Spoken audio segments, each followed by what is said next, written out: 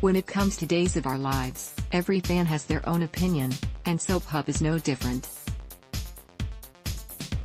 For 5 days we sat and watched the good, the bad, and everything in between, and now we offer you a handy review, and a cheeky critique, of the Days of Our Lives week that was. Days of Our Lives, a Critics Week in review. Let me get this straight.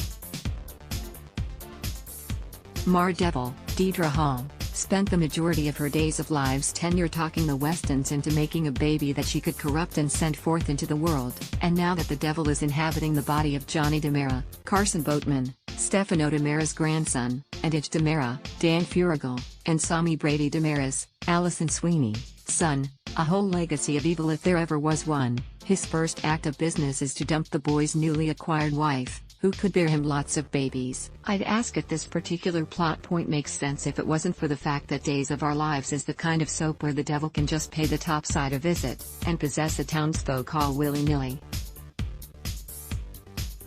Sense doesn't really factor into any of this. Further Days musings. Anybody else not feeling that little kumbaya moment between Jennifer Rose Horton Devereaux, Melissa Reeves, and Gwen Rizchek, Emily O'Brien? I know that Jen and Laura were never that close, but couldn't she have been a little peeved that Gwen killed her? She should have more disdain for Kate Roberts, Lauren Koslow, and all Kate did was sleep with Jack Devereaux, Matthew Ashford. That one time Jen was in a year-long coma. Character acting most out of character, Roman Brady, Josh Taylor. His love and adoration for Kate aside, there's no way that Roman would keep Philip Kiriakis's, J. Kenneth Johnson, plan to frame Brady Black, Eric Martsolf, for his murder a secret. Disappointment of the week, Ada Vitale, Tamara Braun, didn't really shove that cake into Rafe Hernandez's, Galen Gearing, face, and tell him where to get off. Given that Caleb Brady Johnson, Mary Beth Evans, seems to be the only fully licensed, practicing physician on Days of Our Lives, shouldn't she have, at the very least, phoned University Hospital and let them know she's handing in her stethoscope in order to go a-sleuthing? Rafe should be so lucky that the beheading of a stuffed animal is the most of his problems. Surely I'm not the only one who feels that Days of Our Lives is blessed with some of the prettiest, and most dense, men in all of soapdom.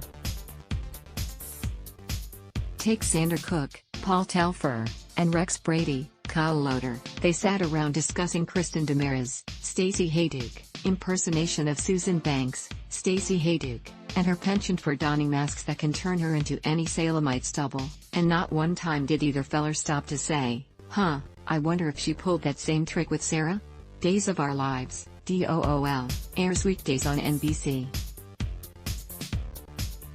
Check your local listings for airtimes. For more about what's coming up in Salem, check out all the latest that's been posted on Days Spoilers, and for an in-depth look at the show's history, click here. Adblock test, why?